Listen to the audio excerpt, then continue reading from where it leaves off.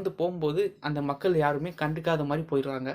அது தொடாத மாதிரி மூக்கு மூக்கை பொத்திக்கிட்டு அப்படியே போகிறாங்க. அதனால இந்த கதை மூலமாக நான் என்ன சொல்கிறேன் அப்படின்னா, நம்மளுடைய நம்மளுடைய நலத்துக்கு நம்மளுடைய உதவி நம்ம வந்து போய் கேட்டோம் அப்படின்னா யாரும் தரமாட்டாங்க. உபரிதான் தான் நமக்கு தருவாங்க தவிர உதவி தர மாட்டாங்க. உதவின்னு சொன்னால் நம்ம கேட்க மாட்டாங்க, கொடுக்க மாட்டாங்க.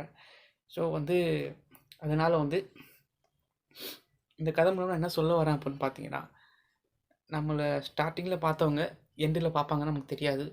அதனால் நம்மளே பார்த்துக்கணும்னு சொல்கிறேன்.